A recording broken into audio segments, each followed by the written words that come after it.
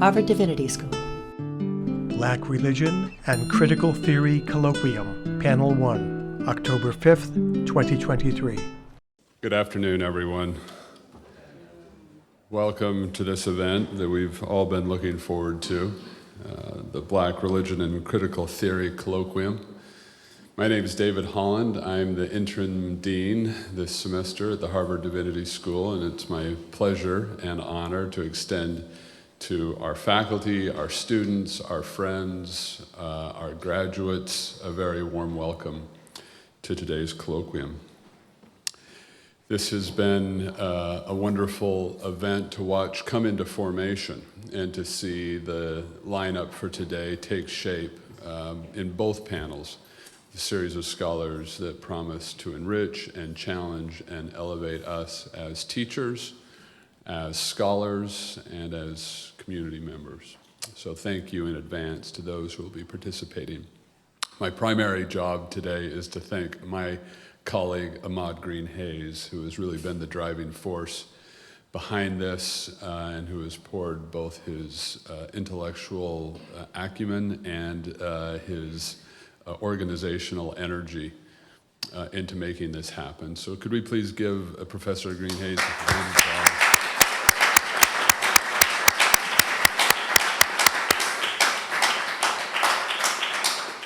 And with that, I'll hand the lectern to him. Thanks a lot. Thank you, Dean Holland, for those introductory remarks. Good morning, everyone.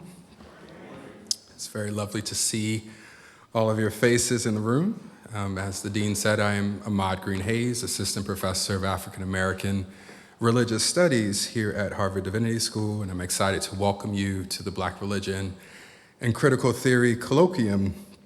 Before I say a few brief words about this gathering, I wanted to begin with a word of thanks.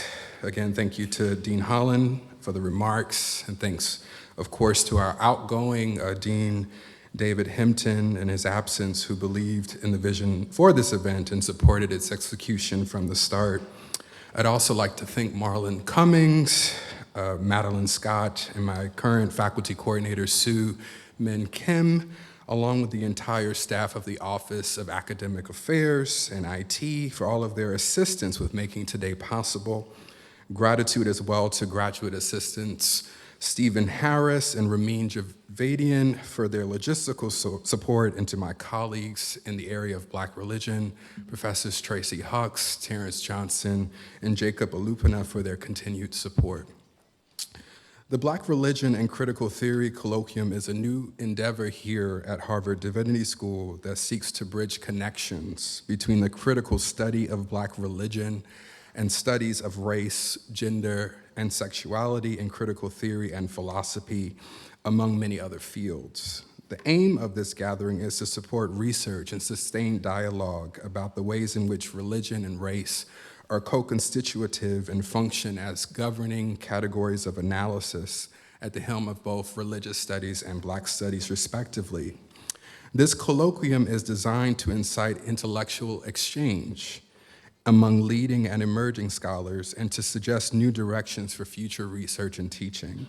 Those invited have been encouraged to consider the following queries: what insights does religious studies offer Black studies? And what insights does Black studies offer religious studies? What is the relationship between non-being and religion and theology? How does critical theory inform or complicate the study of Black religion, and vice versa? These queries emerge in part from a number of pressing debates in the fields of Black studies, religious studies, and critical theory, specifically around the interrelation between the ontological and the theological, the making of man or the human as a product of modernity and of the New World regime, the multiple competing and interlocking forms of relation produced by the plantation and the transatlantic slave trade, the problems of the archive as both a site of terror and possibility in the afterlives of slavery, colonialism, and dispossession, the relation among man, animal, and planet, concerns which continue to animate debates around the Anthropocene, climate, the state of the world as we know it, and other pressing concerns about research and scholarship that might work in the service of the slave and her descendants. These are rich theoretical debates that span several fields and invite us to contend with the limits of disciplinary bounds and to break new ground by engaging across methodological orientations, specifically as it relates to the philosophy of religion, theology and ethics, history, ethnography, political theory, queer and trans studies, and other methods which our respective speakers interrogate in their own work. It is my hope that this will be the first of many gatherings here at Harvard Divinity School under the banner of Black religion and critical theory, and we are very pleased that these illustrious scholars and thinkers have agreed to grace our campus for the inaugural iteration of this necessary and timely event. Thank you all for being here. I won't belabor the moment. I will only begin by, we'll have two panels. Let me pause. We'll have two panels today. The first will include Cecilio Cooper and Joseph Winters. Our third speaker, unfortunately, Professor J. Kameron Carter, cannot physically be with us due to a flooding issue at his home. And so he sends his regrets. We've been trying all morning to try to get him here virtually, but unfortunately that doesn't seem to be the case, but we are working to reschedule to have him here at Harvard Divinity School. Our second panel this afternoon will feature Dr. Carrie Day, Dr. Joy James, and Paul Anthony Daniels. So we'll begin with the first panel. I will read the bios of our two panelists here first. We'll also have a break in between the two sessions, and then we'll have an afternoon second panel and an end for the day with closing community conversation.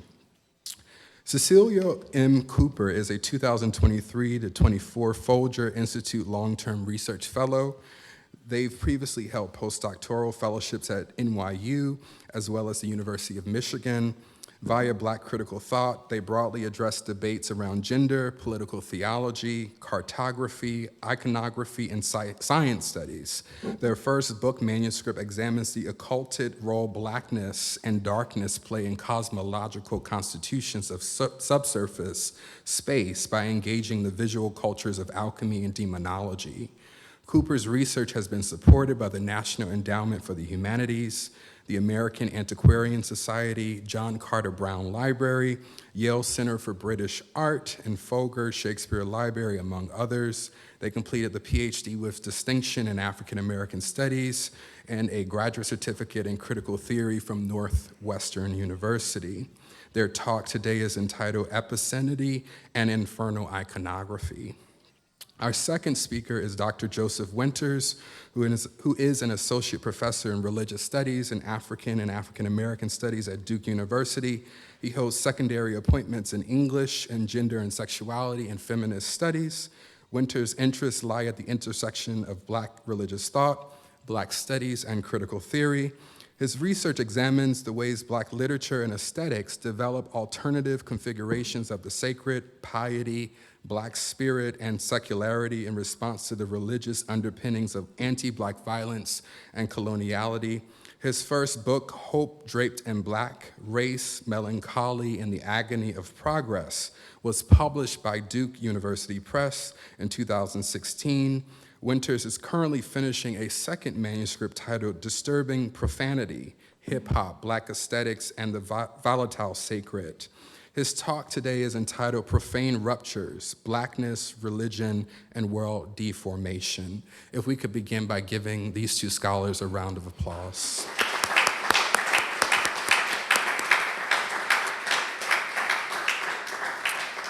And before I take my seat, I do want to call your attention to the program. At the bottom of the first page, there is a QR code where you can scan from your phone, and your questions will be curated by our graduate assistants. So at the conclusion of the presentations, we'll have a Q&A and open conversation. Thank you. Dr. Cooper. Hello, everyone. It's lovely to see you.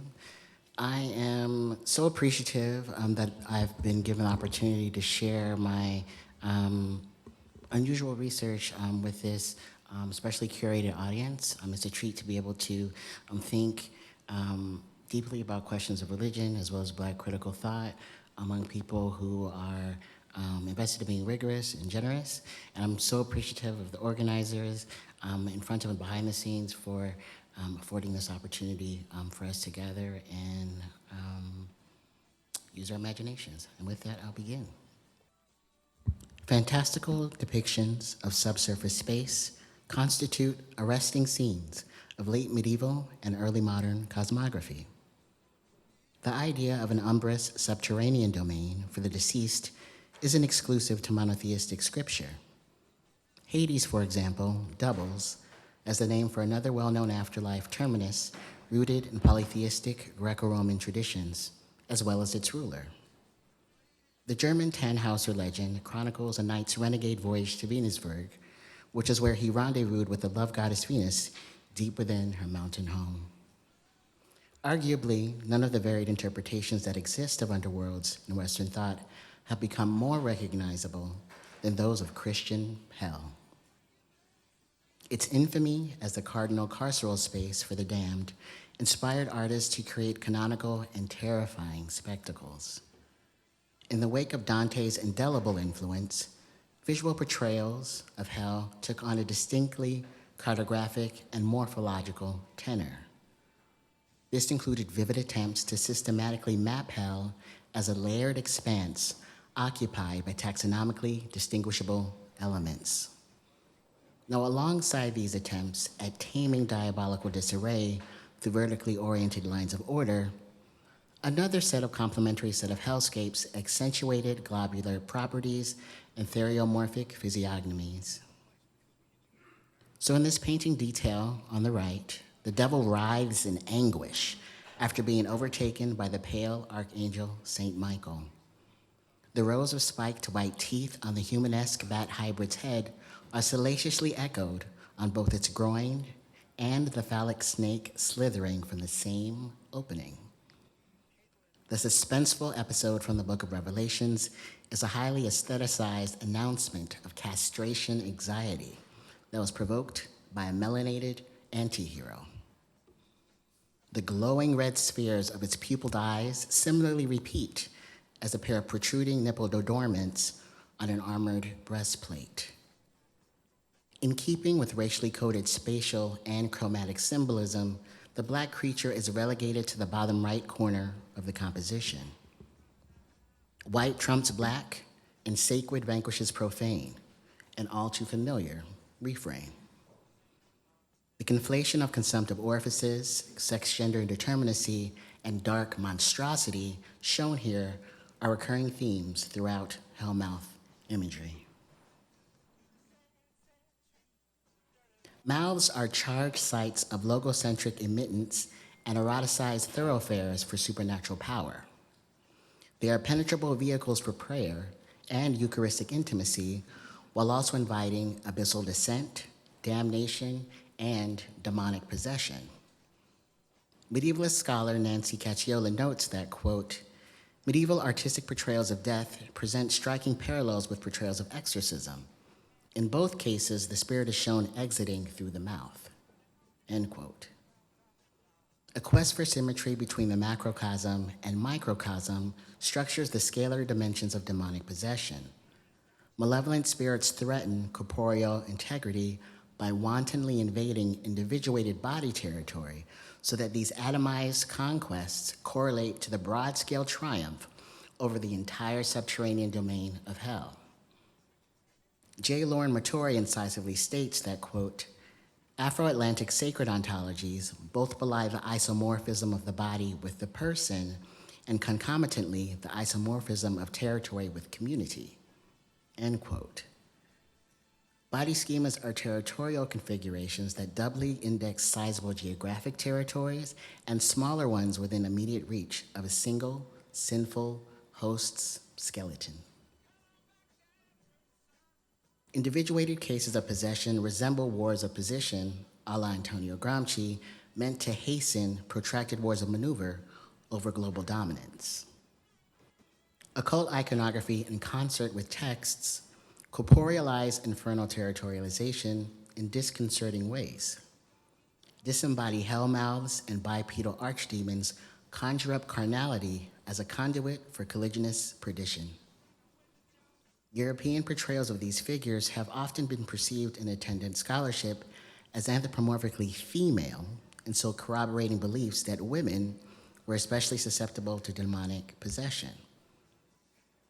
Alongside images of long-haired serpents, Cacciola's related analysis of another type of gestating, digesting Satan imagery circulated in 14th to 15th century frescoes in ways that are indicative of this tendency.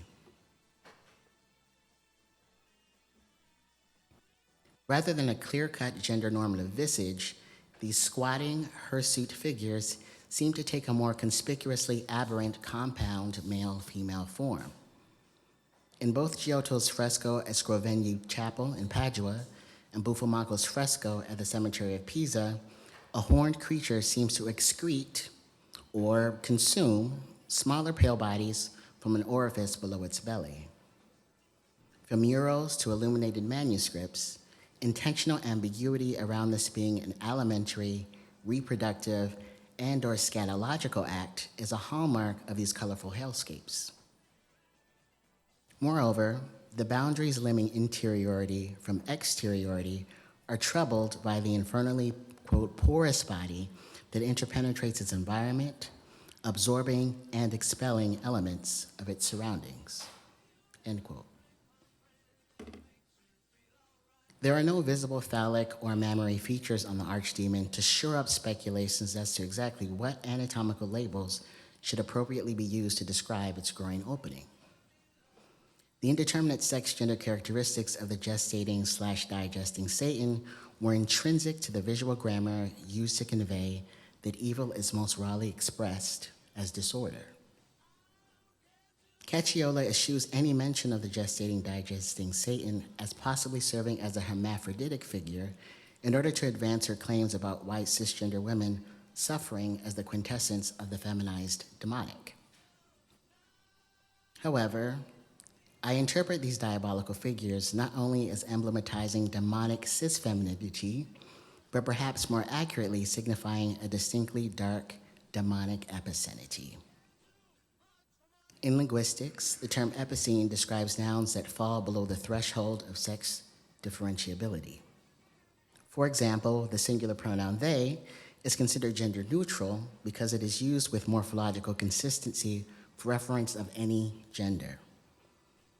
Because of its applicability as a plural noun, they also has political purchase for trans, intersex, genderqueer, bigender, and non-binary persons because it can also signal the plurality of fluctuating gender expressions possibly coexisting within a single individual. Epicenity then reminds us that gender is legion, that multitudes can reside in one.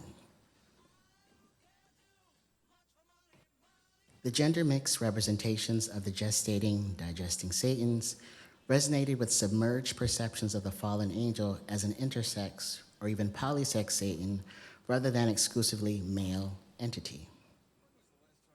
Unequivocal distinctions parsing male from female, as upheld by dyadic Aristotelian schema, are instead collapsed within its beastly, androgynous frame. Its hybrid form was more compatible with a Galenic model. According to Helm Alatino, quote, intersex bodies were perceived as composed of both male and female elements, located between genders, as it were.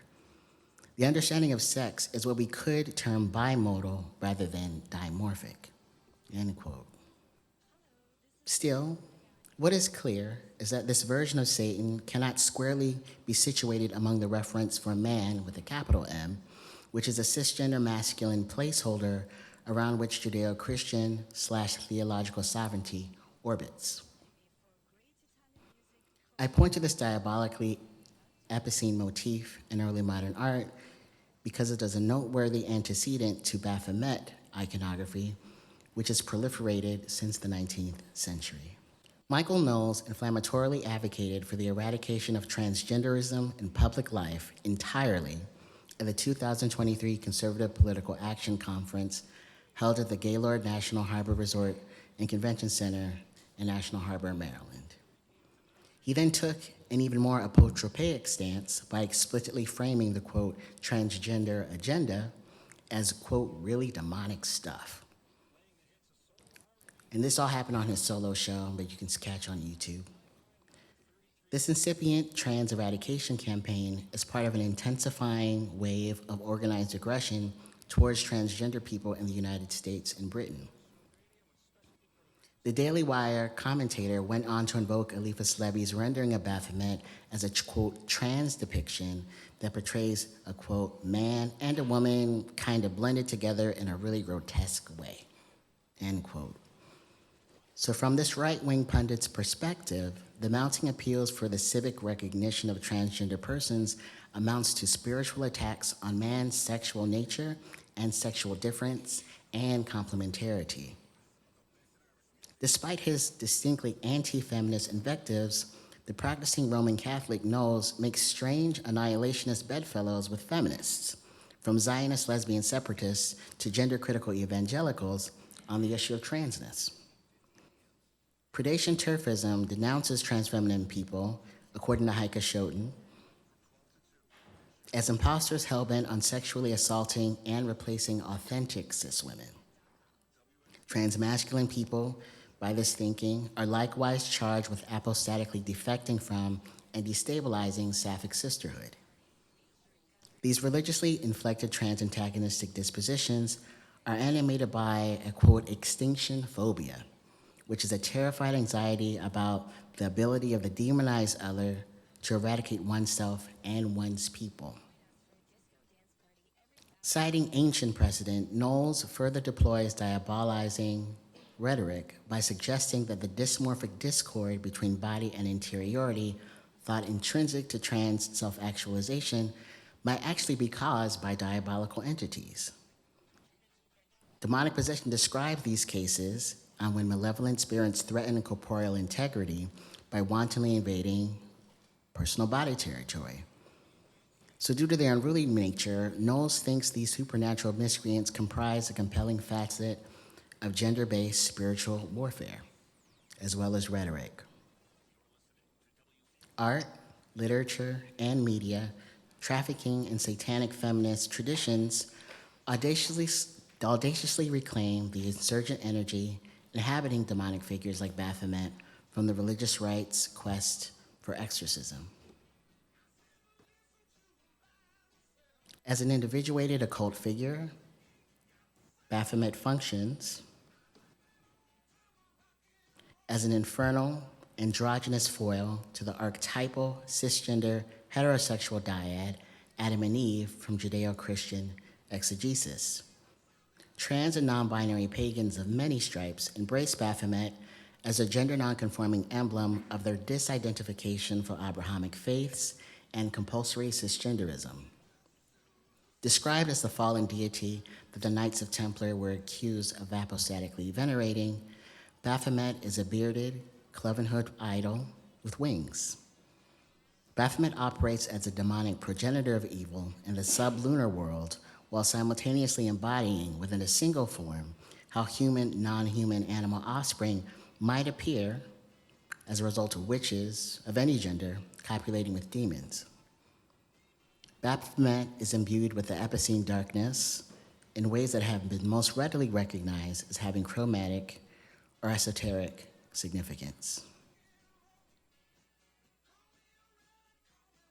In early 2018, conservative British pundits lambasted Black transgender model and activist Monroe Bergdorf for her issuing anti-racist critiques and publicly displaying her witchcraft practices on social media. She was consequently asked to resign from the Labour Party's LGBT+ advisory board. What was her crime? A statue of Baphomet sat as the idolatrous centerpiece of her pagan altar. Baphomet appeared again that year across the pond as the star of a US-based conflict this time. The Satanic Temple sued Netflix series Chilling Adventures of Sabrina for copyright infringement for its goat-headed statue of Baphomet with children. Baphomet, also known as the Sabbatic Goat, Goat of Mendes, or the Scapegoat, is a supernatural figure sporting similarly incongruous attributes like the first demon On the first slide, crushed by St. Michael. It's got wings, a breastplate, so forth. The symmetrical cross-legged pose with right arm raised upward and left hand pointing downward is mimicked on the Devil, Justice, and Magician tarot cards in the Rider-Waite deck. Ishmael Reed describes Baphomet as the black god the Knights of Templar were accused of worshiping. The Church of Satan's establisher, Anton Zander LaVey, declared that Baphomet, quote, represents the power of darkness combined with the generative fertility of a goat. So despite being regularly portrayed chromatically as black or very dark, Baphomet has not been discussed as a racialized figure in attendant scholarship. Levy's rendition of Baphomet supported ongoing efforts to recuperate the devil from being a maligned emissary for evil. Accentuating the figure's identification with Lucifer as the light bringer could overshadow its more nefarious common sense associations with Satan as the Prince of Darkness.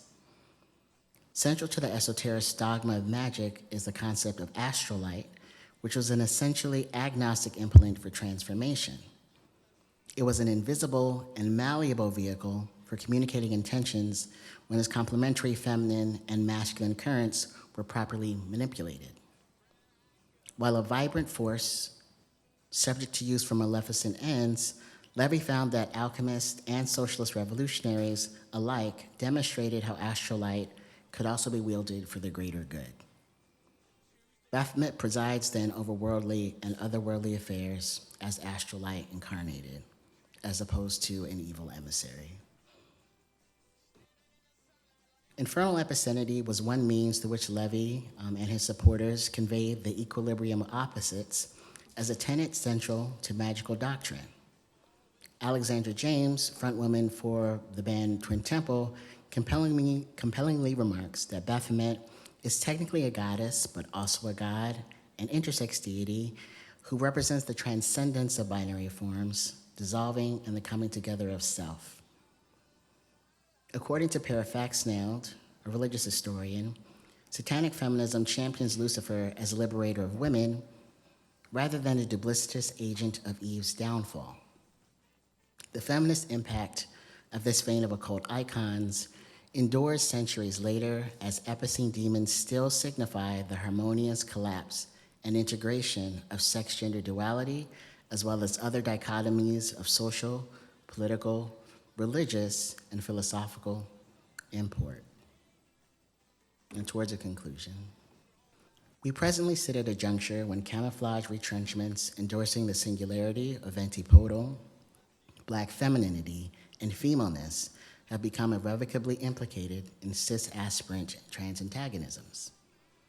My use of cis-aspirant means to acknowledge both the impact of anti-black ungendering processes and the unmet black desire for cisgender capacities. This paper instead foregrounds epicentity as an under-theorized mode through which blackness is incessantly demonized. I not only appreciate how the libidinally charged dynamics around depth, dimension, descent, and dominion percolate key subsets of occult iconography. Critically attending to overlapping genres of religious imagery further reveals how the inscrutably polymorphic figures they contain flagrantly emblematize demonological volumetrics while perverting potentials often regarded as exclusively grounding cis heteronormative eroticism as well as dimorphic reproduction. Moreover, in plotting late medieval and early modern scenes of diabolical darkness within the durational scope of Black visual culture, troubles to me contemporary attempts at disavowing how they indispensably fuel racialized anti-trans mobilizations. The idea persists that the vilification of fluctuating sex-gender excess is a phenomenal tendency that exclusively indexes monstrous cis-femininity and nothing else. The maligning of epicentity, despite its clear extra-dimorphic and quag-versal manifestations, is misrecognized as a low-level auxiliary feature of cis women's oppression. However, I aim to counter these tendencies by foregrounding epicentity as a racialized mode of sexuated debasement meriting study in its own right. suggesting that cis-femaleness, including Black cis-femaleness or cis-female aspiration, is so capacious that it can absorb any and all facets of gender objection is not motivated by an innocent desire for accuracy. This critical stance is also an unfortunate outlet for ciscentric trans antagonisms articulated in a distinctly Black tone.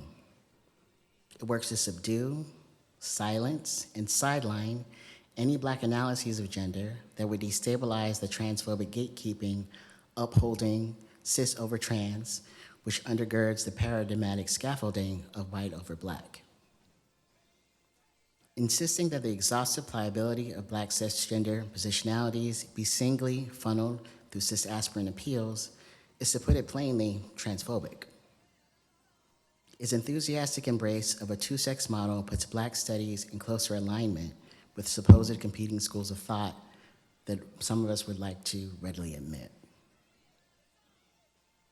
I began with religious depictions of inscrutably sex-infernal figures in early modern art as an effort to contextualize how demonization of obscenity shapes pejorative regard for transgender people today. Critically examining, invigorating, and even embracing adversarial positions is one familiar way that oppressed constituencies navigate lethal structures without necessarily conceding wholesale to the temptations of respectability, recognition, and/or incorporation.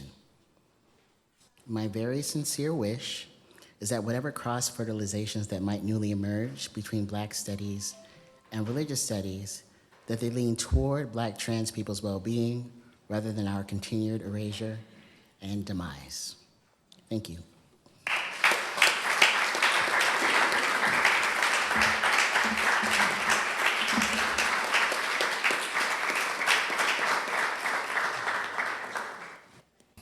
Good afternoon. Again, I want to thank Ahmad, thank all of you, Harvard Divinity School, and all the other panelists whose work I've learned much from. So I just want to talk a little bit about how I'm thinking about this intersection of Black studies and Black religion, right? And just kind of give a slice of my research, and then how I think it connects with some of the other panelists, right? So my project is motivated by two underexamined tendencies within academic discourses.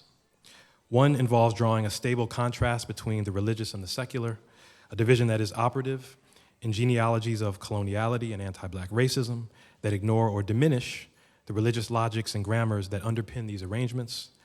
Following the research of authors like Saba Mahmood, Talal Asad, and Gil Anajar, I take it that secularism is not the opposite of the religious, but a mechanism by which Western liberal regimes have regulated the practice of religion and manage populations through normalized conceptions of the religious, proper Christianity, and so forth.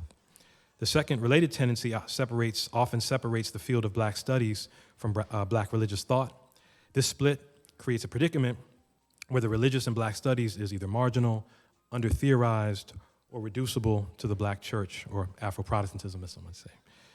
Similar to the recent work of scholars like J. Cameron Carter and Cecilio Cooper, I hope to bring greater attention to the ways that Black studies provides a criticism of religious grammars that have shaped and sanctioned imperialism, coloniality, and anti-Blackness. I also pursue how authors and artists within Black intellectual and aesthetic traditions provide alternative conceptions of the sacred, spirit, and secularity in ways that hopefully are more open to the opaque, the unruly, and the errant. So one author who I've been thinking about for a couple of years, I did not know how I would be thinking this much about this author, is Mircea Eliade, right? I was constantly teaching these theorizing religion courses, right? And I was like thinking about Eliade, and I kept coming across these passages where the sacred is being defined over and against certain kinds of qualities. And I'm reading it alongside like Sadia Hartman, Hortense Spillers, Fred Moten, Frank Wilderson, and others, right? Cecilio Cooper's work, right? And so I'm like, there's something here. So I want to suggest that reading Eliade, right, even though he's been dismissed or criticized for being ahistorical, right, times for being apologists for like Christian theology, that there are unintended insights, right? That there are unintended insights in his work that I think are really important for Black studies, right? To begin to understand this 20th century Romanian philosopher of religion and his formulation of religious experience, it is helpful to consider his tribute or shout out to Rudolf Otto's work, particularly the latter's description of the holy as a mysterium tremendum, or this terrifying and awe-inspiring power. Even though Eliade claims to have different aims than Otto's inquiry into the irrational and non-conceptual aspects of the sacred, he accepts the Otto-inspired claim that, quote, the sacred always manifests itself as a reality of a wholly different order from natural realities, end quote. Consequently, quote, man becomes aware of the sacred because it manifests itself, shows itself as something wholly different from the profane, end quote. The language of the holy other, of absolute alterity, underscores the vertical and qualitative difference between the sacred and the profane, a quasi-ontological difference that is manifested through various hierophanies. The appearance of the divine exhibits to human subjects a profound power that also reveals the insignificance of the human and the natural world apart from the powers that created that world. And yet, Eliade insists that in order for a hierophany to show itself and to be experienced by the human, this appearance must occur through the ordinary world, through trees, symbols, rituals, myths, animals, heroic figures, and so forth. As Eliade puts it, we are confronted by a mysterious act, the manifestation of something of a wholly different order, a reality that does not belong to our world, in objects that are integral part of our natural and profane world, end quote. Therefore, when Eliade speaks of the division of the sacred and profane as an abyss, we should be reminded that religious experience constitutes a kind of bridge over and within that abyss. In other words, his tendency to describe these two modalities of experience as completely different is in tension with an assumption of an a priori communicability between these two experiences or planes of the sacred and profane. Thus, Eliade can sum up toward the end of the book, whatever the historical context in which it is placed, Homo religius always believes there is an absolute reality, the sacred, which transcends this world but manifests itself in this world, thereby sanctifying it and making it real. While the transcendent can only be actualized to the immanent, Eliade maintains that without the appearance of the other, big O, humans would not even be able to distinguish between the religious and non-religious. To put it differently, the eruption of the hierophany makes the sacred-profane demarcation possible in the first place. It enables humans to set apart certain spaces or objects as more significant than others. Consequently, for the religious person in touch with the sacred, space is not homogeneous. He experiences interruptions, breaks in it. Some parts of space are qualitatively different from others. So it's almost like he's saying, without those hierophanies, one wouldn't even be able to make those kinds of distinctions between the sacred and profane. According to Eliade, religious people affirm a fundamental non-homogeneity regarding space being an experience. They live according to a constitutive opposition between space that is meaningful and coherent and parts of the world that are amorphous and without form. The preservation of space that is meaningful and that participates in the really real wards off the chaos associated with homogeneous space, with profane existence, or with life that does not involve stabilizing interruptions and separations. This is because religious demarcations between the structured and the chaotic repeat and participate in the original acts of creation and that instituted the world. For Eliade, a world is made possible by establishing limits, fixed points, and central axes within and against a formless expanse. A world is what is carved out from an undifferentiated region, enabling religious people to mark and identify the separation between two disparate kinds of spaces and modes of being. Consequently, to build a home, to construct a city, or settle a territory is analogous to founding a world, as those endeavors establish a paradigm for orientation. These activities enable humans to communicate with the gods and imitate the work of divine creation. Here we should pause and think through the recurring frictions and ambiguities in Eliade's formulation of the sacred. On the one hand, Eliade continues to make strong contrasts when juxtaposing sacred and profane existence, particularly regarding the kinds of qualities, dispositions, and capacities that each modality affords. For religious persons, the sacred provides access to the real, at once power, efficacity, the source of life, and fecundity, whereas profane life is a kind of stuck-in illusion and threatened by irrelevance. Reenacting the work of the gods enables humans to dwell in the world as a home, as a stable abode. To the contrary, for the irreligious person, there's no longer any world. There are only fragments, of a shattered universe. Without perpetual contact with divine creation or the powers of world production, one barely lives and cannot quench what he calls the ontological thirst or fully participate in being. For Eliade, to some extent, religion signifies man's quest for being, which we should think about that, and what the condition of possibility is that. He reminds the reader that profane existence is never found in its pure state. And yet this complete separation between sacred and profane existence never really holds for Eliade. He reminds the reader that, quote, profane existence is never found in its pure state. Therefore, even the most desacralized existence still preserves traces of religious valorization of the world. For instance, he says, non-religious people might treat certain places like a birthplace as unique and exceptional. They may distinguish certain experiences as being different in kind than the typical interactions that comprise ordinary life. Citizen subjects within a particular nation state are often educated to think of certain places events, legal documents, and foundational figures as if they are sacred, as if they almost represent quasi-transcendent phenomena around which social life is organized and solidified. Right? Eliade is invested in delineating what he calls crypto-religious examples to show that even in a disenchanted world, vestiges of religious man will always remain. In the same way that Eliade refuses the possibility of purely profane space, and by implication a purely sacred space, he broaches the language of the threshold to describe the passage from one realm to another. Using the example of a door located between the street and the inside of a church or a temple, Eliade writes, "The threshold that separates the two spaces also indicates the distance between two modes of being, the profane and the religious. The threshold is the limit, the boundary, the frontier that distinguishes and opposes two worlds. At the same time, the paradoxical space where the worlds communicate, where passage from the profane to the sacred world becomes possible. The threshold, which is an object of great importance, is simultaneously the interval at which differences between two things are most amplified and when a kind of crossing and boundary blurring occurs." Right? To put it differently, the threshold is a limit that brings into focus both contrast and intimacy. It acts as a border that separates entirely different spaces while allowing for movement and transition between these two spaces. Without the threshold, this border and opening communication between the gods and humans would be impossible, even though Eliade prioritizes the appearance of the divine as the foundation for religiosity and world-making. One could say that the threshold is the condition of possibility for religious experience. It enables the eruption of the sacred to be manifested, actualized, and experienced within the profane world. It is the occasion for contact, touch, relation, interaction, and passage. And while the threshold often retains its function as a border between the two realms, we should keep in mind the paradoxical nature of this in-between position. One way to flesh out the implications of the threshold and concomitant concepts, separation and contact, is to think through Eliade's brief allusion to the religious underpinnings of colonial encounters, or his description of the world instituting or world establishing sacred as being implicated in settler colonial projects. Recall that for Eliade, a world is defined against a formless space, or space that is undifferentiated and without stable borders and limits. The religious person inhabits a well-defined world, according to Eliade, that is part of a broader cosmos. Anything that is on the other side of that established world is indeterminate, unknown, foreign, and so forth. And yet a kind of transformation can happen for Eliade when inhabitants of an ordered world cross over and consecrate the, quote, unknown space that extends beyond its frontiers, end quote. Possession of land, accompanied by ritual and building altars, is equivalent to converting chaos into form and extending the order-instituting work of divine creation. As Eliade puts it, quote, "An unknown, foreign, and unoccupied territory, which often means unoccupied by our people, still shares in the fluid and larval modality of chaos. By occupying it, and above all, by settling in it, man symbolically transforms it into a cosmos through a ritual repetition of divine creation.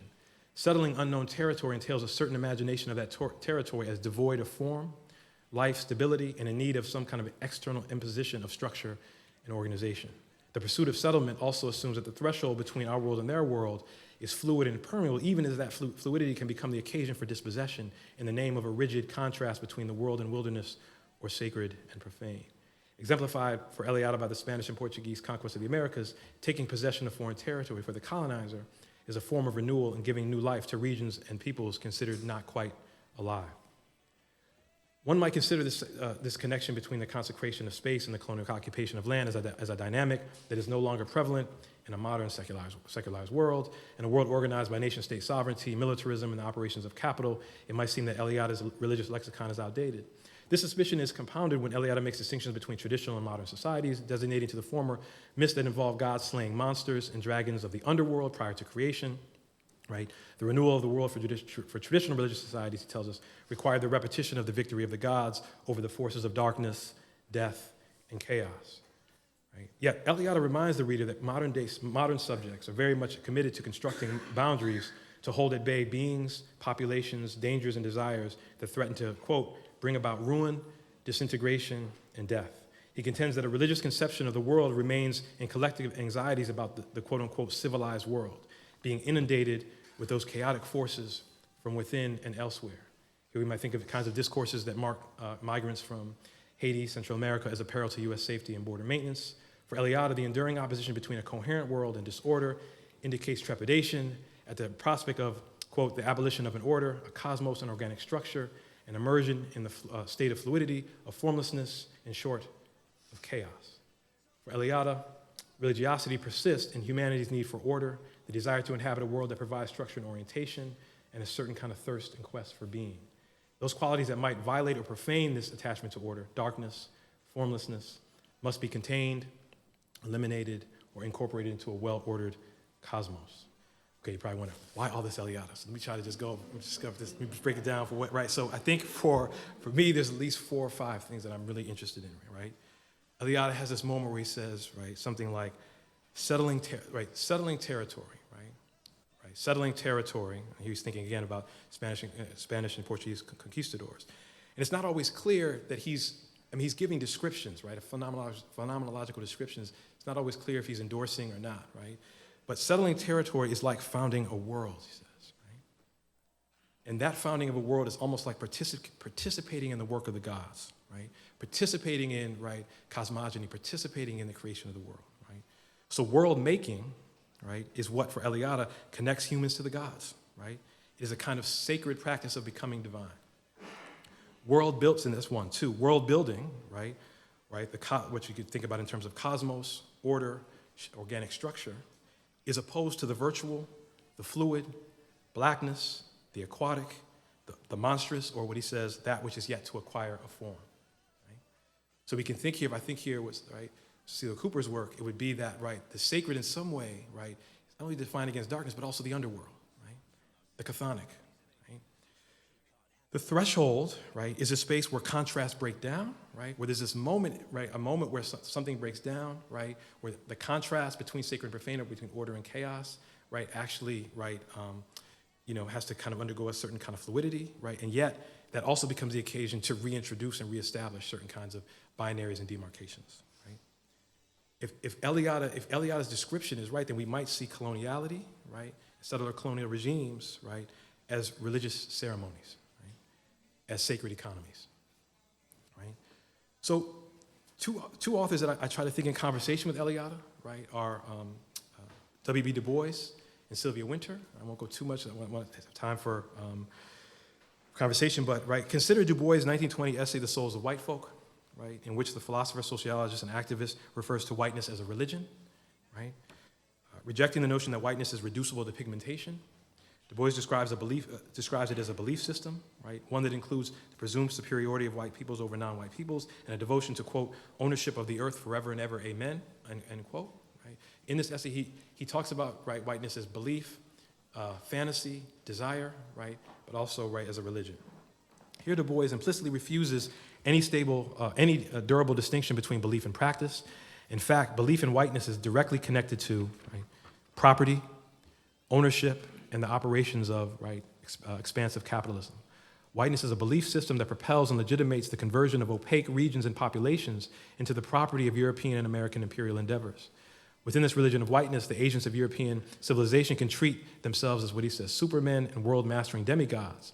Or in Eliade's language, they can imitate the gods by occupying, settling, and governing foreign territories, or territories rendered opaque, fluid, and so forth. Du Bois' interpretation of Western imperialism, religious terms, nullifies linear secular narratives that would describe modernity as a progressive shift away from the significance of religion. For Du Bois, the religion of whiteness is the nation's life.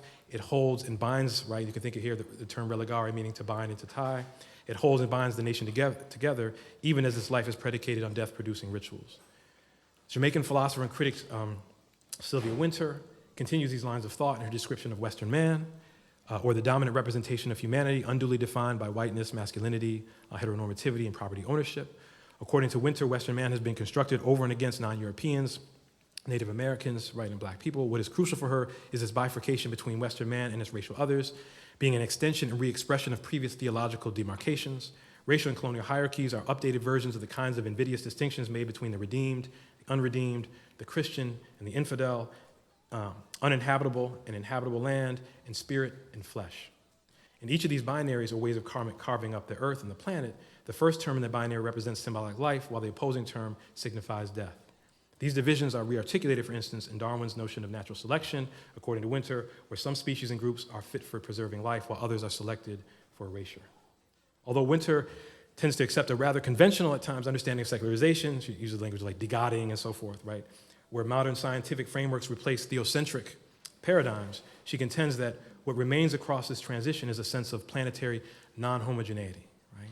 I think this is interesting, the sense of right, carving up the world in terms of symbolic life and death. This is precisely how Eliade talks about, right, the sacred and the religious, right, in terms of non-homogeneity, right? There's certain kinds of spaces that have to be set apart as more coherent, more life-giving than others, right?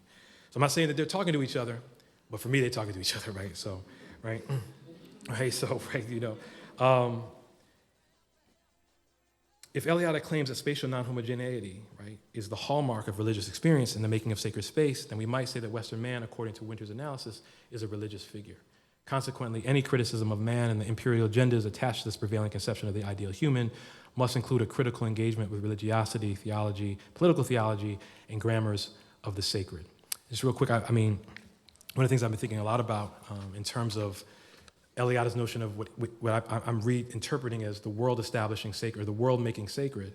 I've been thinking a lot about contemporary Black studies, including the work of Tyrone Palmer, right, who thinks a lot about, in a very important essay, in Otherwise Than Blackness, right. Palmer contends that affect theory works with some guiding assumptions, right, universal relationality and a certain kind of universal, right, access or openness to the world. As Palmer points out, the world, and here world has many different, right, connotations we can think about in terms of an ordered whole, a field and horizon of possibility, the paradigmatic operations by which reality is structured, positioned, and rendered sensible, end quote, right? Right? We can think about how, right, that these various notions of the world are defined or organized through a certain kind of abjection of Blackness. Now, I will say this, it's not always clear to me what the relationship is between Blackness and Black people. Blackness, right, Black people, Blackness, queer others, trans persons, right? Like I want to think about the relationship between Blackness and certain kind of racial, gender, sexualized others, right? That is, and not necessarily always a kind of, not simplistic, but a kind of one-to-one relationship between Blackness and Black people. But we could talk about that, but I need to think more about that. But the idea here is that, right, that there's the assumption that particularly Western philosophy, right, and kind of epistemes make about this universal access to the world, right, denies, right, the ways in which relationality is made possible by non-relationality, antagonism, and a certain abjection of Blackness. And I think that a conversation with Eliade is helpful here, of Blackness being associated with, right, the opaque, that which is opaque, unformed, monstrous, and so forth, right? And I also just want to think, I'll end here with, I want to think also with somebody like Frank Wilderson, right, who in the latest book, Afro-Pessimism, right, has this line where he says, Afro-pessimism offers a critique of the world, right, without redemption, right, except the end of the world, right? So for those of us, we should be thinking about the relationship between the apocalyptic and redemption. But as I take it here, right, part of what he's suggesting here is that the renewal of the world is always predicated on, right, the perpetuation, right, of certain kinds of suffering, particularly, right, anti-Black violence and suffering. But I also take it here that when he's talking about the end of the world, he might be also getting at, which I think Tyrone Palmer is taking from him, the end of our very commitment to something like world, right? And yet, I'm gonna end with a tension because I don't really know. I think with my political commitments, right, I think that, right, something like construction is necessary, right? What might it mean to think, I'll just leave it on this. What might it mean to think world and relationality that is always cut, right? Such that, right, our very appeal to something like world of relationality is always traversed in some way by cuts and ruptures and wounds. I'll leave it there. Thank you.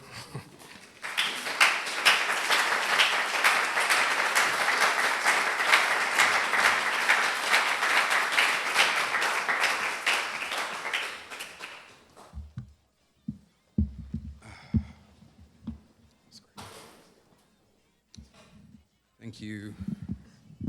Oh, we're on. Thank you so much to our two presenters for these really prolific opening papers to get us started. There's a lot on the table, I think, for consideration, and so my brain is kind of going in a number of directions, so bear with me as I try to formulate a coherent set of questions. But while I'm doing that, I want to remind folks that you can scan the QR code in the program booklet to submit questions, or you can just raise your hand too. And there is a mic in the back in the hand of Sumin Kim, who's standing up right back there, who can bring the mic to you. But as I reflect on the two papers, and because I am a historian by training, but theoretically inclined in a number of important ways, I couldn't help but pay attention to both of your attention to space and place. And so just kind of a word cloud that we can kind of think aloud with, but the space of the abyss comes up for both of you.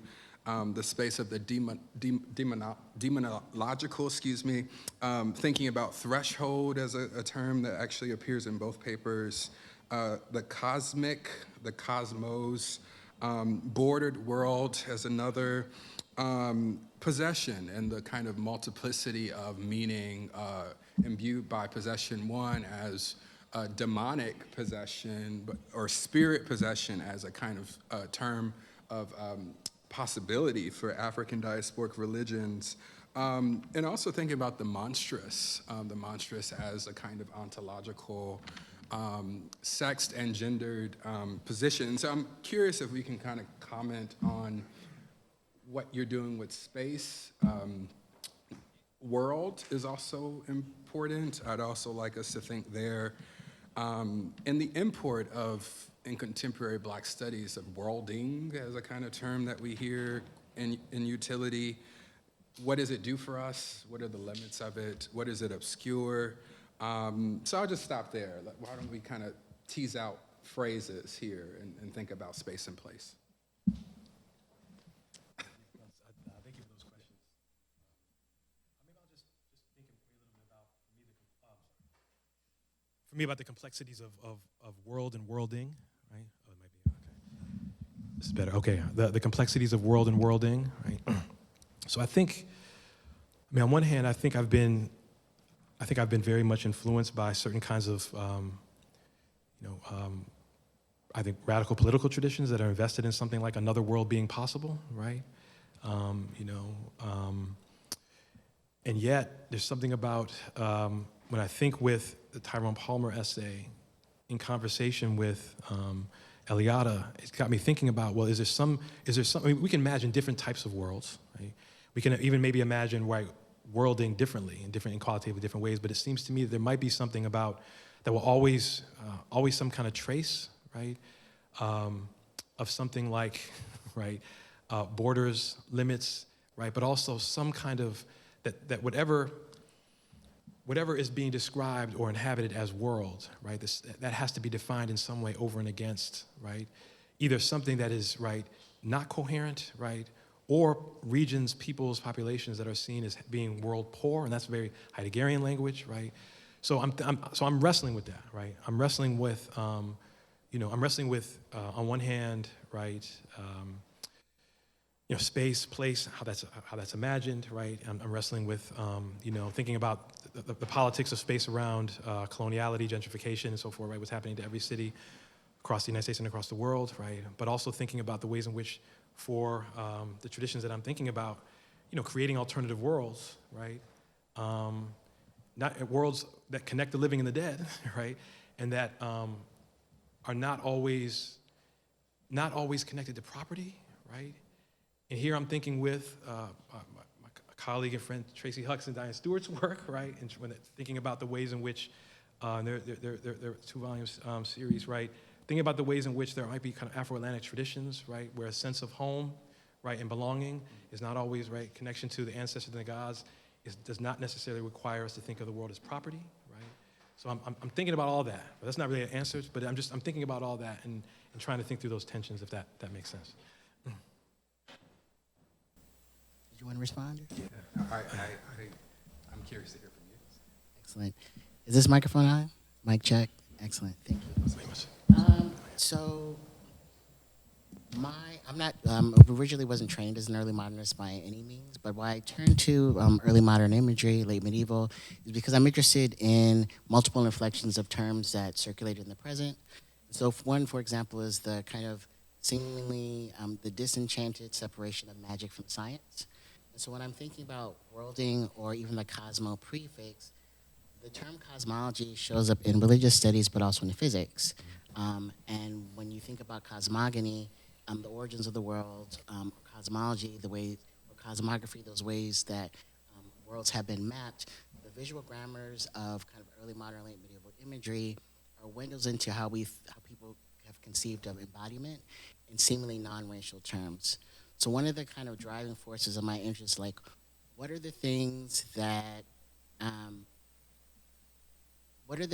seem non-racial about blackness? What are the things that we take for granted as being indicative of blackness, and what do those things obscure? So I'm interested in how does blackness, before it gets appended onto certain demographics of people, what is it doing in early modern cosmographies, competing cosmographies in the way the world is mapped, as a way to kind of defamiliarize, I think, the investment in visual culture and kind of cathecting onto anthropomorphic, kind of recognizable images of black people. They like have 2 feet, 2 eyes, arms, there's an able-bodiedness of it. They kind of get some kind of sociological archive to corroborate whatever kinds of contemporary appeals we might have about agency, even though the confines of enslavement. So I'm always thinking about, how does blackness show up in the shadow? And how does it show up in terms of line work? How does it signal chaos? Just talking very much about that. So I'm interested in that. So cosmology, where does it show up in science and math and space? But also, in terms of possession, one of the things I don't think I was successful in it, but it was a wonderful thought experiment, thinking about possession as how it's inflected in terms of spirit possession, as you mentioned, but also in terms of property relations. So thinking about, what are ideas about possession, about the relationship between cosmology on a macro scale and cosmology on a micro scale, whereas man is kind of a small mirror of the sovereignty of a individual man, the king of his castle. How does that like blossom out into man being able to own the universe? And how does that shape how the ways that black people were thought rendered available to spirit possession in the positive and the negative, whether that's sacred possession, angelic possession, and also demonic possession? How does that open and vulnerability? How does that shape contemporary claims to sovereignty, to territory, to citizenship? So those are just some of the floating ideas about, can you own property if you can also be invaded as property? Like, what black people function as modal landmarks of territory wherever they roam. And so there's a kind of extraterritoriality about diaspora that, so even when there's like one person in a white country or 50 million, somehow black people signify debasement, ensslavedness in places where people have never met a black person or have only encountered one. And I'm fascinated by what that tells us about global politics. I see that we have some hands up. Professor Rivera has her hand up, and then we'll hear from Tom in the back. Thank you for 2 fascinating and I think very interconnected papers. I wanted to pick up on the question of territoriality and the presumed non-homogeneity of the world, perhaps to complicate Winter's account of it in ways that may connect the 2 of the papers. That it's, on the one hand, there is her argument about a division, a geographic imaginary that divides the world into inhabitable and other zones as always in chaos, right? But on the other hand, there is also in the very process of conquest coincides with the science of dividing the world that depends on also an imaginary of the homogeneity of the world, such that you can mathematically divide it, right? And this is at the very moment of conquest, right? This science of geography that depends on the mathematical grid over the world. So I guess I'm thinking about how the 2 things can coexist and actually help each other. The accessibility, the imagined accessibility of some areas because they are outside of the realm of the sacred, and also then there's accessibility to mapping and those 2 property.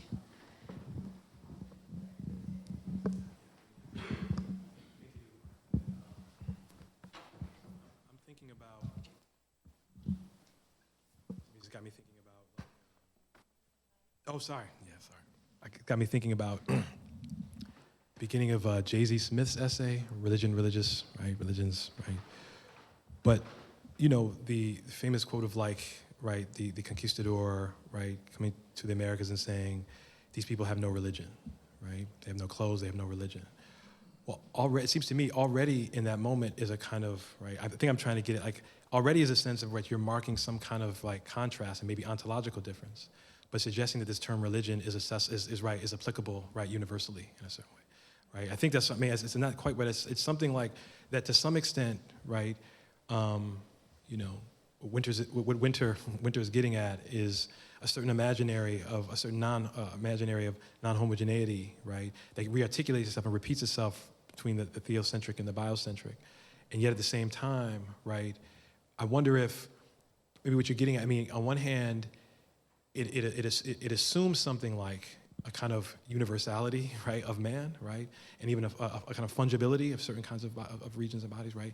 And I wonder if then that means that we could, I don't know, I won't say anything redemptive or anything, but I wonder if that means that, right, that even in moments, right, in which these kind of ontological divisions are being made, there's some understanding of contact, there's some understanding of relation. Or on the flip side of that, if I read that more, it means that even the imagination of homogeneity or the imagination of relation can still be the occasion for all kinds of violence and brutality. I don't know if that's what, right? Because it seems to me she's always trying to think, at least if I'm just recently read with my students, the 1492, A New Worldview, like even in these moments of brutality, she's always trying to suggest that, yeah, but there was, you know, even in this moment, like Columbus's imaginary had to change, right? His very notion of what's inhabitable had to radically change, right? So and it seems to me that she's also trying to always get us to think that, to remind us that there are these moments, right? These moments where, right, these upheavals, right, where there's, I don't know, some kind of greater acknowledgement or awareness that human beings create their worlds, right, and then treat them, right? And so, I don't know if it's getting to your question at all, but I'm wondering if there's something about this interplay between the homogeneous and heterogeneous that we could maybe flip, or she might want us to flip in more generative and less death-dealing ways. But I don't know if that makes any sense. Something that just came to mind thinking about Winter's engagement with ideas around non-homogeneity is that I think what she's trying to do is trouble the seemingly innocent distinctions that like someone like Aristotle would make in terms of differentiating different scales of the cosmos, of things in the firmament down things on the planet's surface. So it's not just that things are distinguished from each other, it's that they're stratified. So things not being homogeneous have to be ordered. And so the idea of ordering rocks from fish lends itself to the idea that humankind as a species is not internally homogeneous, and so is therefore internally stratified. And we know what tends to be on the top and what tends to be on the bottom. So I think what she's trying to do is kind of comprehensively find resonances between the sciences and religion, and how it impacts just kind of day-to-day naturalizing of biocentric theories of race.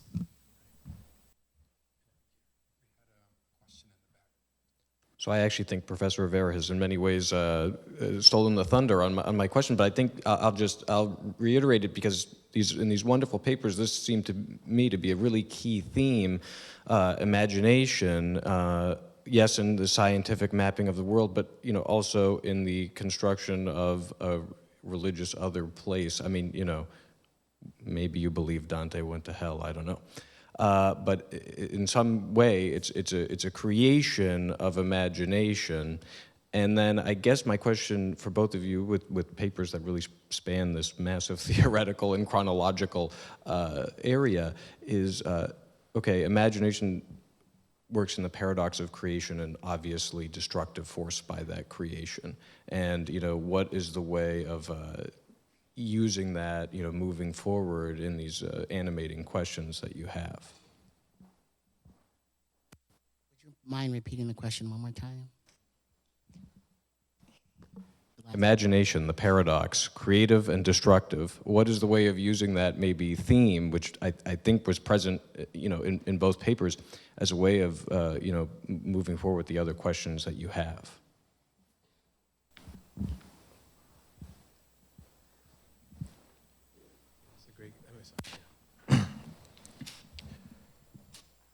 This is a great question. I mean, I think if I think about, you're getting at this kind of ambivalence of imagination, right?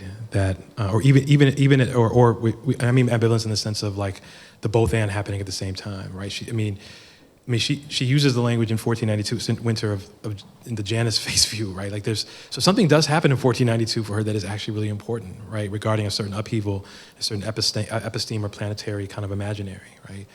For Winter, right? And that happens at the same time, right? That like, Columbus wants to, right? Redeem peoples because the end of the world is coming or something like that, right? So I'm wondering, there's a couple things. One is like the ambivalence of imagination, but also that, right, a different imaginary, right, can also be re-articulating something, right? Particularly, I think for Winter, a set of divisions between symbolic life and symbolic death. I hope that's making sense, right? Such that, like, I think I'll stay there, but I will just say this, right? I think that often the language of imagination comes up as a way to, in often very auspicious and positive ways, right? Like through imagination, or just a reminder that the world is imagined and constructed and can be reimagined and reconstructed. But I take it that many of the authors that we're thinking with, maybe we have to take that ambivalence, right? Or maybe, I mean, that like even, if I again think with Wilderson's call, I mean that another world, which we might not be able to describe, is going to have to involve some kind of destruction, which also the destruction of our attachment to this world and all of its problems. Anyway, I hope that made any kind of sense, but yeah. A clarifying question. I'm wondering, on the point about imagination, might imagination be a kind of empty category? And might the imagination actually be bereft of the kind of possibility you might think is possible? I don't know. Maybe this is a pessimistic assertion, but imagination seems to me to often be a stand-in for a larger set of practices without a kind of specificity around the ordering apparatus of the world as we know it. And so, especially in religious and theological context, the imaginative becomes not to use ableist language, but a kind of crutch that doesn't allow for an interrogation of the thing that we don't want to say, or the thing that cannot be said. I don't know. So I'm curious about, the imaginative as it relates to demons. I mean, even entering that terrain of inquiry, in a religious studies context is like, whoa, and we know that that demonology is intricately interwoven in the fabric of race making in the New World. And so the African and the slave become the diabolical, right? Like that's fundamental to the racializing process. And so I'm just curious if we can kind of think about imagination here, the uses and perhaps the misuses of the imaginative. Because if you're offering that we might think about the end of the world, what then does it mean to follow with kind of imagination quickly, right? Rather than kind of tarrying with the need for the end. I'm kind of just rambling here, but I'm curious to kind of interrogate that a little further.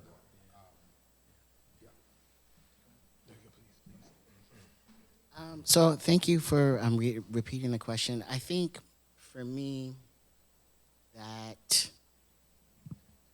it's less useful for me to think about imagination than more about desires and drives.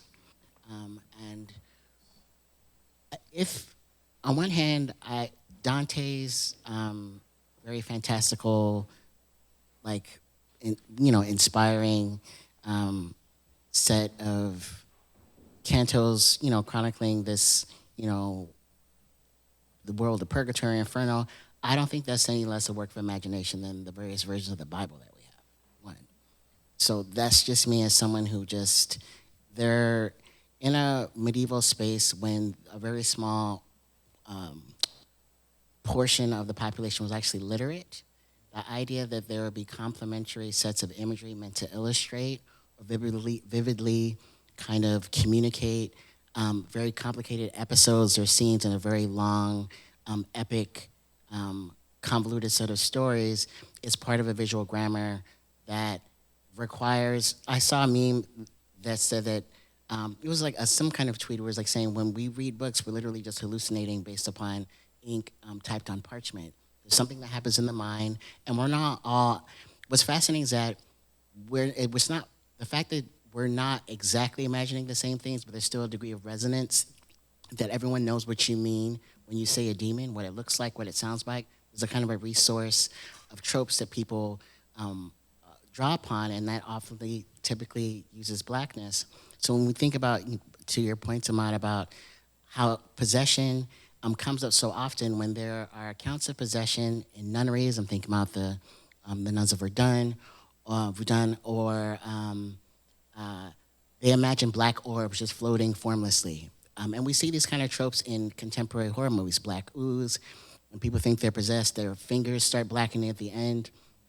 All these things that no one went to a meeting and say, these are all the things we're gonna narrate about what it means to be possessed, but somehow blackness and all these things as a sign of disorder are something that people readily have been drawing upon for centuries. So to your point, I think about 1492, this kind of linchpin point, but also, which also talks about 1441, 50 years prior, about this disembarkation that precedes that. But to the point of like what's happening in 1492, at the same time, you all know the Vitruvian Man, the kind of iconic model da Vinci, that comes out in 1490, 1491.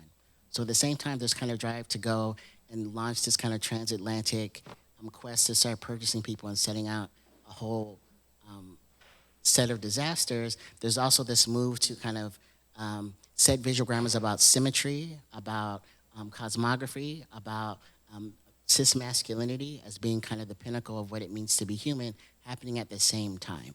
So in terms of imagination, I'm interested in like, how are these imaginations expressed? And what are the things that we've inherited from those moments? And for me, it's like, I'm not really a religious scholar, so I approach things, I'm very neutral about it. I force myself to be neutral. So when I think about sacred possession, like in the possession of angels, or demonic possession, to me, they're both territorial invasion. So when I think about works of imagination, I don't mean to be sacrilegious, but like, to your point, possession or the adversarial position is a constitutive part of Judeo-Christian logics, but for some reason there's a taboo of thinking about it critically. Not as about, so studying that thing does not mean being invested in that same way, and I think some of the confusion comes because in academia, people think I study revolutionary movements, so that means I'm therefore get some kind of street cred for having those kind of politics.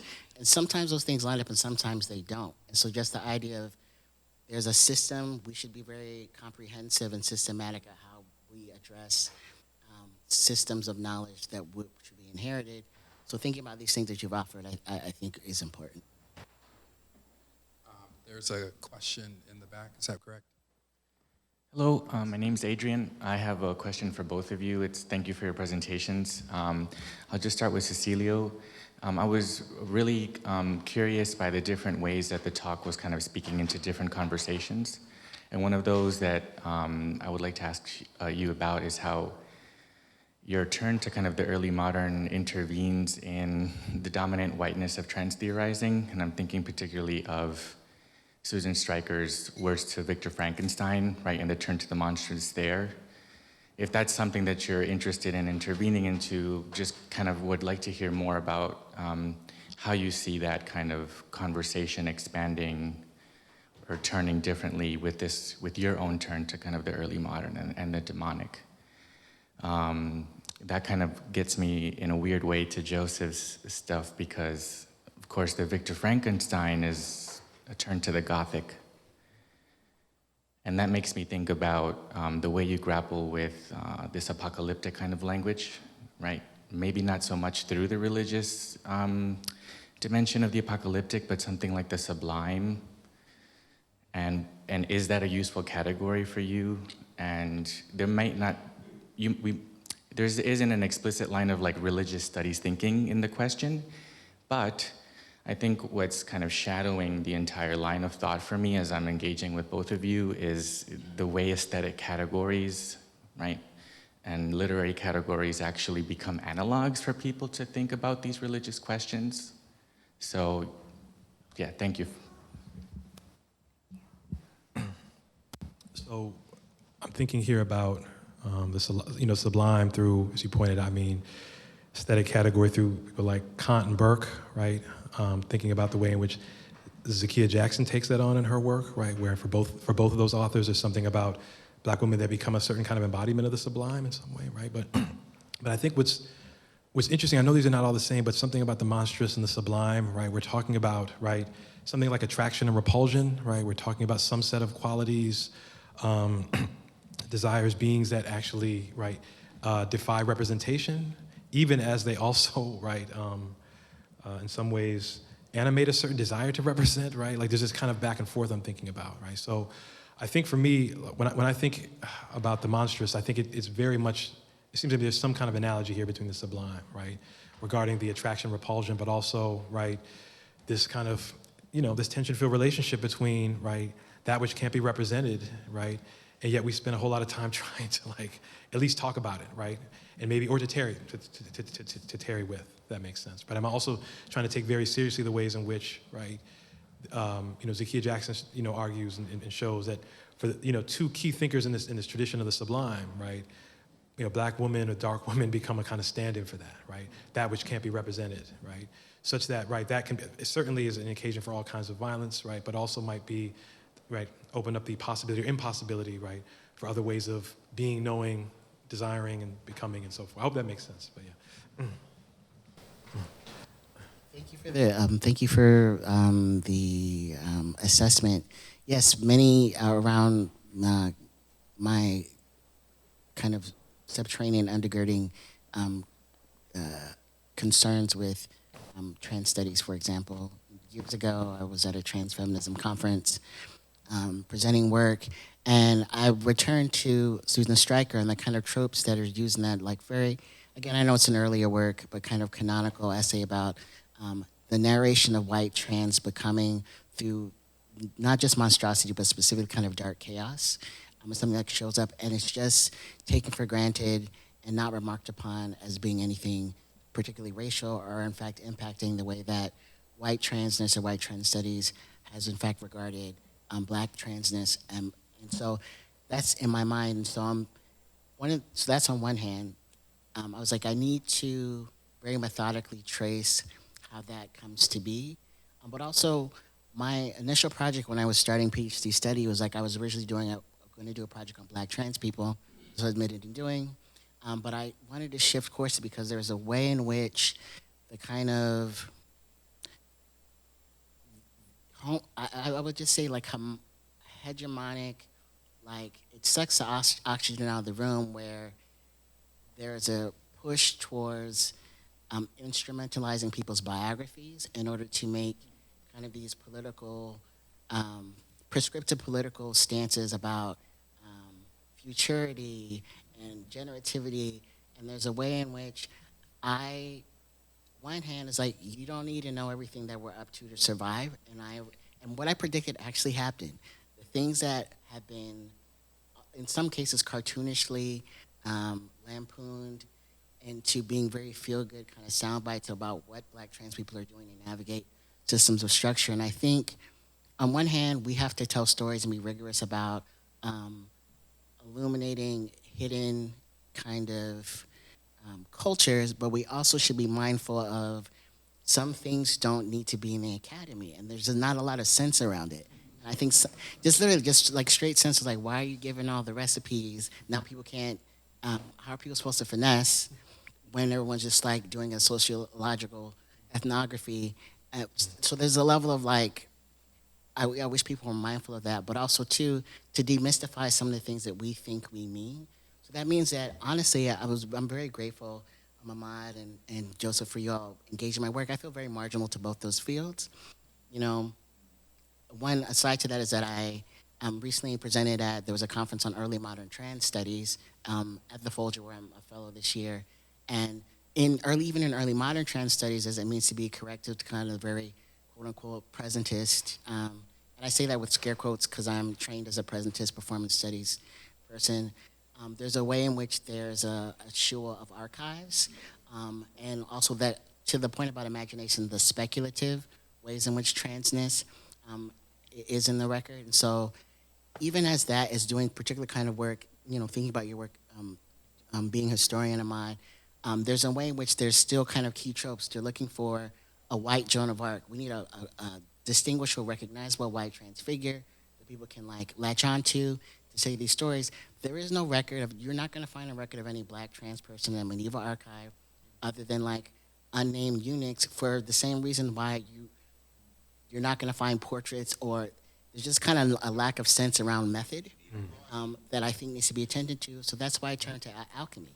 There are portrayals of seemingly black figures. That's why I turned to demons that have been cordoned out from black visual culture as not being respectable enough images of early modern imagery, in order to kind of defamiliarize, to your point, Joseph, what's the difference between blackness and black people? We have one question from the live stream I do want to make sure we get to. It's for both doctors here. What I loved about your sermonic presentation is the deep attention to how religion behaves, particularly how theological language and Christian imaginaries enact violence and erasure throughout history. What I also loved was how these sermonic moments felt rooted in a person, a people, giving substance to ideation or flesh to dry bones. What does religious studies, maybe more particularly the intersections of black studies and religious studies, offer to hurting people?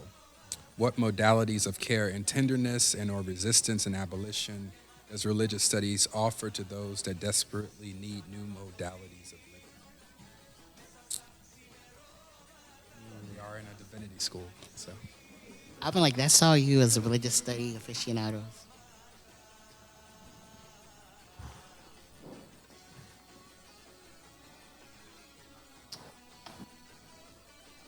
I mean, one thing I think that this conjunction of black studies, religious studies, might offer, right? If we're thinking about the importance of care, the importance of a certain kind of, you know, relation or non-relation to the other, is perhaps, and here I'm thinking with certain authors, right, from, you know, Saidiya Hartman, Christina Sharp, George Bataille. I don't know how they're just some constellation in my mind.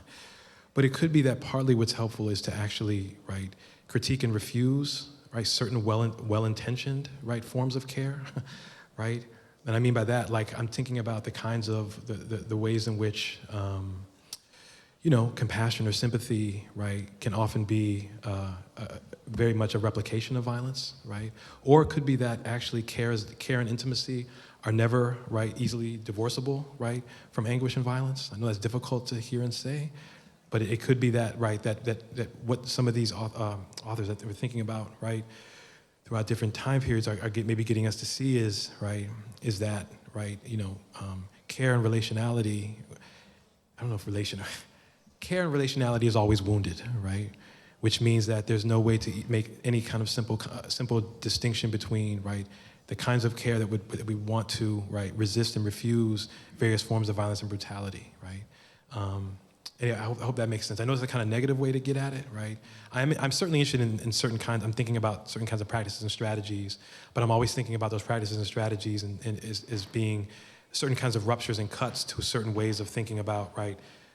Certain kinds of ruptures and cuts into, you know, I don't know, the desire to overcome and get over, right, what I call the constitutive wound, right?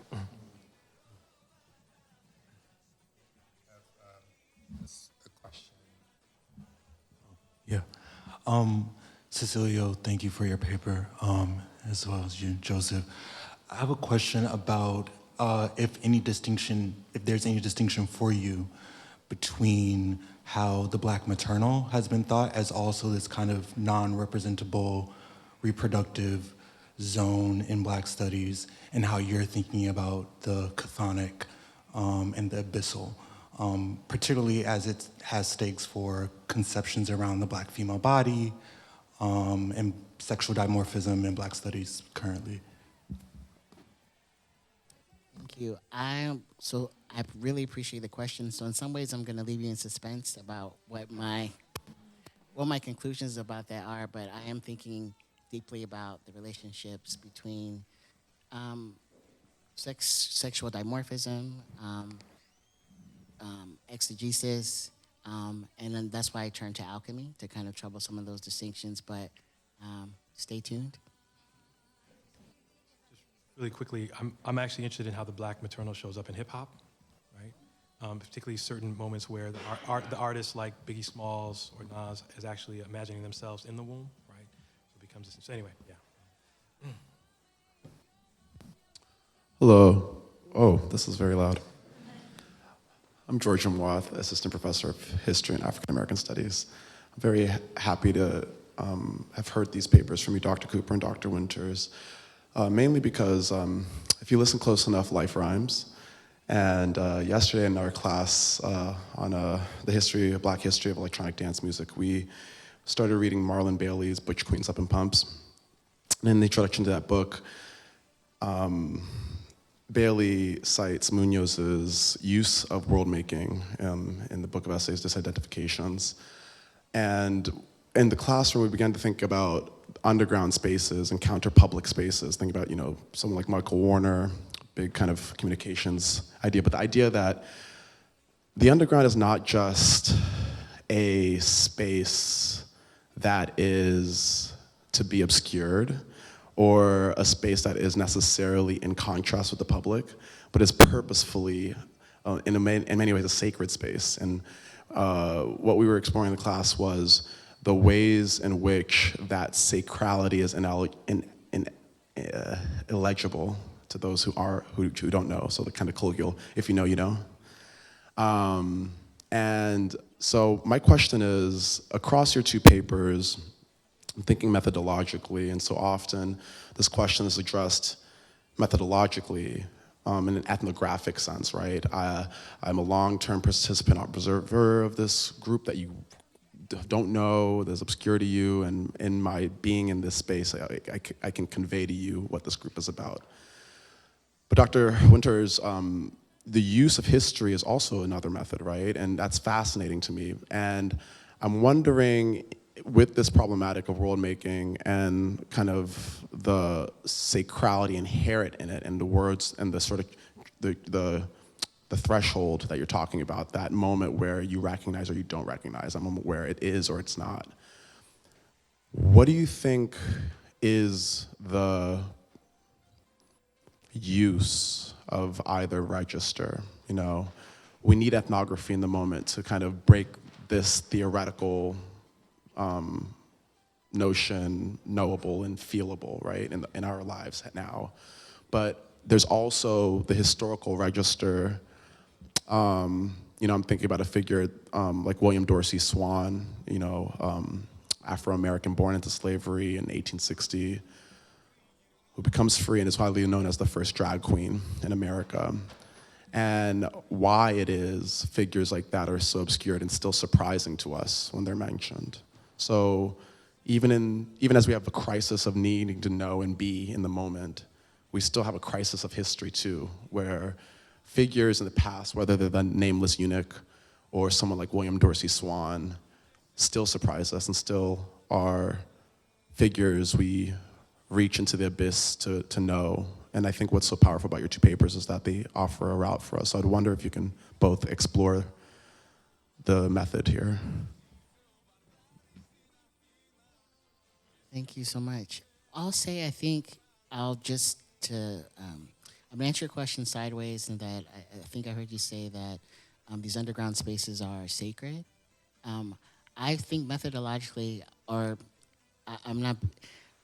would just say my general orientation is that for one of the things that Black people do to manage an anti-Black world that says, for example, Black people are lazy and shiftless, is to show how hardworking and industrious black people are.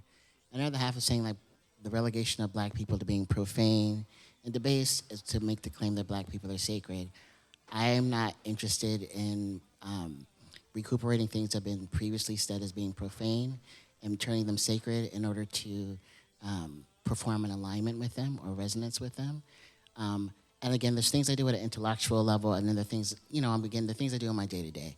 But just in terms of phonic space, I'm thinking about the Underground Railroad or even underground subcultures, and it's one of the reasons why I go a bit earlier than these 19th century, 18th century moments, to think about, do we need to repair or reimagine darkness of subsurface spaces, whether the neutral underworlds of Hades, or whether they're like the carceral spaces of hell? Do we need to make them light and good and holy in order to show that black people can interface with them? And I'm just saying, like, let things be profane, because one person's prayer is another person's curse. And so when I think about, why do I turn to the chthonic, is that if we think about autochthony as a synonym for indigeneity, black people may not be able to claim citizenship or sovereignty over a space that we're born to because they're indigenous or autochthonous to a specific landmark within a set of geographic borders. Think about, you're already about thresholds and borders. But if the chthonic subtends the entire world, that says something different about where black people belong and what they can claim, right? Blackness is underneath everything. And so when we take that as a foundation, we can maybe have a different kind of orientation to how we manage the valorization of light as being an exposure, because so I'll just stop there, but those are some things I'm thinking about. In my day-to-day, I was a drag performer and burlesque performer. That's how I entered performance studies. It was just all underground, not respectable gay bars.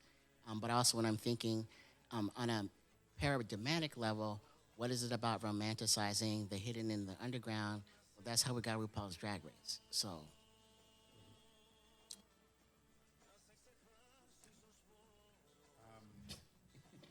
Just sitting with that. Okay. Are there any questions? I think there was another question over here, or did I make that up? Okay. Thank you both for your presentations. I have a question about, as we're thinking about space, I have a question about utopia and the contested kind of space of utopia, and how that might play into both your thoughts, especially thinking about it from obviously a religious lens. It's like an easy way to go there, but then also through like something like Black anarchism. And so the sort of, not just the current contested space, but the also aspirational contested space.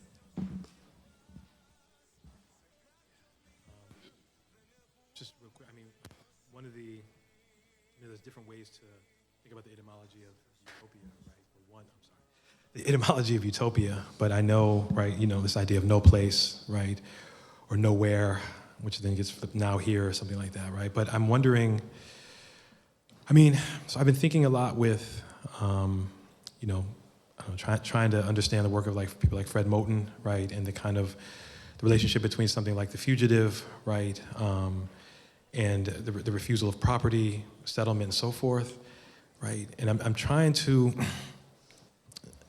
ultimately, I'm trying to think about in a future projects something like the possibility of ethics of the ethics of the unsettled, right?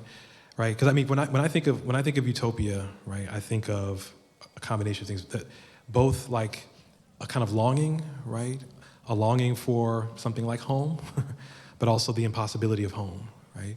Precisely if home means, right, is connected to property, right? I hope that makes sense, because that would mean a reproduction of certain kind of settler colonial kind of, right? So I'm trying to think, and this goes to, the anarchy, which Professor Carter, if he was here, was thinking a lot about religion of anarchy. I'm trying to think about what an ethics of the unsettled and what an ethics of, I guess, right, deformation, right, or what comes before the law, right, might look like, right? And I often go to the aesthetic, right? I often go to like music, poetry, literature, film, what that might look politically, right? I'm trying to work out, or maybe I should keep silent about that in these spaces with that. No, I'm just joking. But no, seriously, I'm trying to think about what that might look like beyond the aesthetic. I hope that makes any sense. But it's something about utopia, right? It's often seen as a kind of longing for something, right? A future, but it's also, I think, the way someone like Deleuze looks at it, or Adorno, is that there's also a sense of utopia in the present, right? But it's something that's also fleeting at the same time. That makes sense. I'm going to keep thinking about it, but thank you for the question.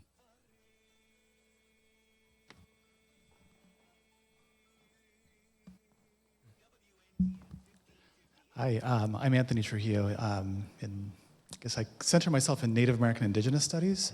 And interestingly, I'm like, oh man, I guess I'm doing freaking Eliade. I didn't know that.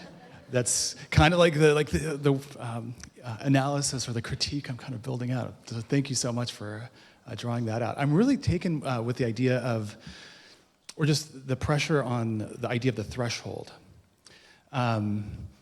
And both as a problem, a space of, you know, in your language of a cut, Professor Winter, as another kind of perhaps riff on that idea. So the threshold as space of encounter or space of cut. And thinking about that as a site of like world-making practice in some way, at least in kind of Eliade's formation. And you know, like what gets set up as binaries is already, you know, racialized, gendered, all these types of things.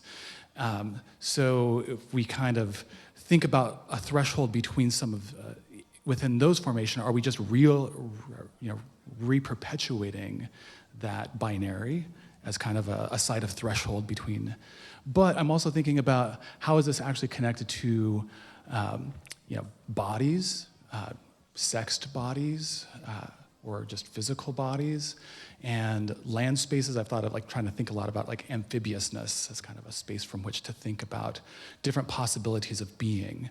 So what are sites from which to think about the possibility and also the problem of the threshold as a world-making place? I guess that's my question.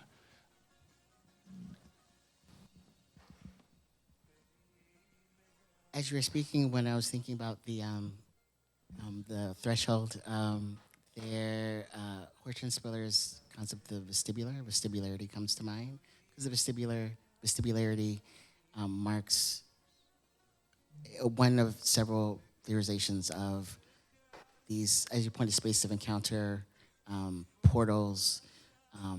This why also thinking about hell mouths. The hell mouth is a gateway between realms, surface and subsurface space.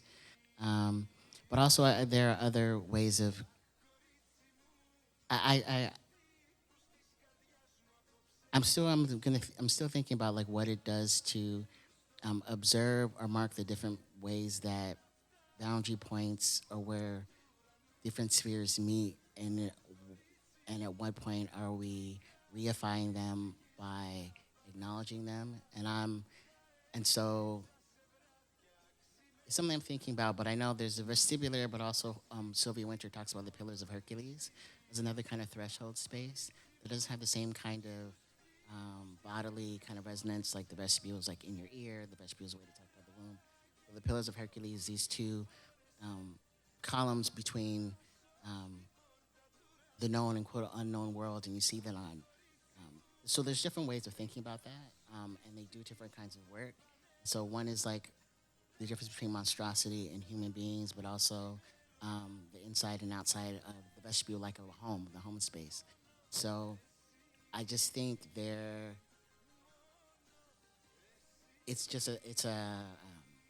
marks an opportunity for violence.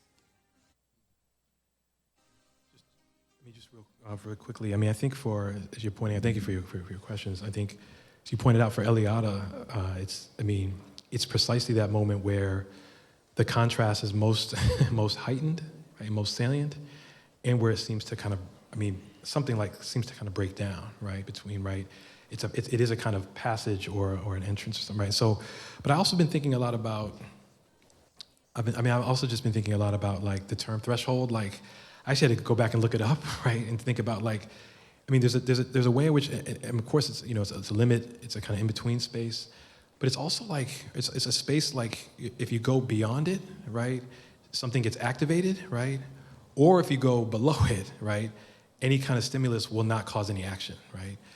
I don't know what that means, right? I mean, what that means for this conversation, but I think that's something I have to think more about, right? Because if the threshold, right, is the occasion for some kind of, production, right, or some kind of, I mean, in the context we're thinking about, we can think about what that action is, right? What that moment of action is. It can be be a monstrous intimacy, right? It can be be a very violent kind of action, right? But if we're talking about a threshold as a moment that leads to something like inactivity, right? Or maybe a kind of falling or a kind of silence, right? I'm kind of interested in maybe what that kind of, so this is me saying that like I've got to do more in thinking about, Eliot kind of, he introduces, doesn't necessarily go back to it, but I'm kind of interested in to think about like maybe the different ways in which, right, the term threshold might signify, right? If that makes sense. Yeah. We have time for one final question. Pause. Freshman.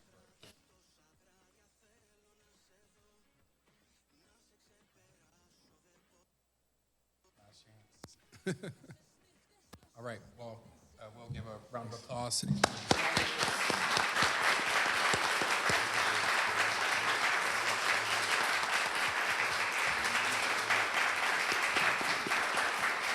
Copyright 2023, President and Fellows of Harvard College.